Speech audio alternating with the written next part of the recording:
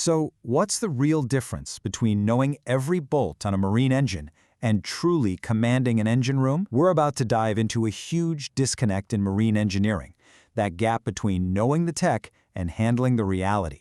And honestly, it's a gap that can make or break a career out at sea. And here it is, laid out plain and simple. On the left, you've got what most engineering programs do really well. They create amazing technicians who understand the machinery inside and out. But on the right, that's the reality of the job. It's a dynamic, high-stakes world where your job isn't just to know the systems, it's to manage the reality of the entire operation. And that, well, that takes a completely different mindset. This is exactly what we call the engineer's disconnect. It's that moment where all the theory you've learned slams right into the crazy pressure of a superyacht. Look, any engineer can tell you how a system is supposed to work. But when the pressure is on and the stakes are this high, the only question that matters is, can you make it work? This whole explainer is about bridging that exact gap. This quote right here, it gets to the absolute heart of it. Knowing the theory, that's just the price of entry. But the moment you become the one person responsible for the safety, for the owner's experience, for millions of dollars in assets, that's when you realize knowing stuff just isn't enough. Responsibility, you see, it changes the entire game. So what does this high-stakes reality actually look like? Well, think of it as a pressure cooker. A superyacht's engine room isn't some quiet workshop. Nope. It's the beating heart of a massive operation where technical problems, guest expectations, and operational chaos are all crashing together at once. And guess what? You're standing right in the middle of it all. And this slide right here shows you just how insane that juggling act really is. You're not just managing engines and power loads in a vacuum, you're doing it under the crushing pressure of a charter schedule, all while making sure guest comfort is absolutely perfect. At the very same time, you're coordinating with the deck crew about toys, you're dealing with the captain and command dynamics, and you're probably already thinking about the next shipyard's period. It is a constant, relentless challenge on all fronts. And in the middle of all that chaos, the first thing that is completely non-negotiable is reliability. Everything, and I mean everything, has to work all the time. In this world, there is simply no room for error.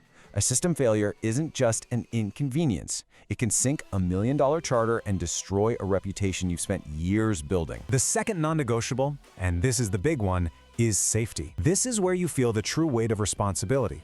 The technical calls you make, especially under pressure, they have direct, real-world consequences for every single person on board. At the end of the day, you are the final line of defense for their safety. And finally, there's continuity. This is the real art form of the job. Making something incredibly complex look absolutely effortless. The air conditioning has to be flawless. The stabilizers have to be rock solid in a rough sea. Your job is to make the entire engine room and all its complexity completely invisible, so all the guests ever experience is perfection. So when you're dealing with these kinds of pressures, a chief engineer just can't be a technician anymore. The role has to evolve. It has to become something bigger, something more strategic. It's really a transformation into 3 new interconnected roles. First, you have to become the decision maker. And I'm not talking about following a checklist or a manual. I'm talking about making those gut-wrenching judgment calls, often with incomplete information when the pressure is on. Do you push a system to meet a charter demand, or do you shut it down for safety? That's your call to make. Second, you become the risk manager. You see, the best engineers don't just fix problems when they break. They see them coming. They spot the subtle warning signs weeks or even months ahead of time, and they act before it becomes a crisis. It's about being proactive, not just reactive. And third, you are a leader. You have to be the one who can translate the complex language of the engine room into clear, actionable advice for the captain and the rest of the crew. You provide that critical technical leadership that holds the whole operation together. Okay, so if the job has changed this much, how in the world do you develop these new skills? How do you build that bridge from being a great technician to being a great leader? That requires a completely new way of training. And it's the foundation of the course we're talking about today. The philosophy behind it is actually pretty simple, and this slide nails it. This is not about cramming more theory from yet another textbook. It's about a totally different kind of learning, one that's all about turning what you know into how you perform when it really counts. And this new approach is forged from real-world, hard-won experience. The lessons here come from being under actual command pressure, from dealing with impossible charter demands, from the chaos of shipyards and new builds, and from those moments at sea where one single decision changes absolutely everything. So what's the end result of all this?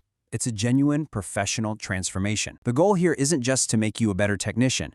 It's to forge you into a true operational leader. This is what that looks like. You develop the kind of judgment that lets you see problems coming.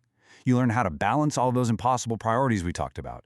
And, this is a big one, you learn how to protect your engineering authority so you can make the right technical call, even when it's not the popular one, in those moments that truly matter. Let me put it another way. This isn't some checklist course you take just to get a piece of paper. This is about a deep, professional transformation, one that will fundamentally change how you operate under pressure and elevate your entire career. And that brings us to the final and maybe the most important question of all. Is this kind of approach actually right for you? Well, this way of thinking was specifically built for engineers at a few key moments in their career. If you're getting ready to step up and take on more responsibility, if you're already in charge and feeling that incredible weight on your shoulders, or if you're a leader who is just trying to find a better way to manage your team in this unique environment, then yes, this is for you. At the end of the day, it all comes back to this one powerful idea. The skills that truly define an elite chief engineer, that judgment, that leadership, that foresight, you're not going to find them in a textbook. Real engine room management starts exactly where the textbooks stop. The only real question left is, are you ready for what comes next?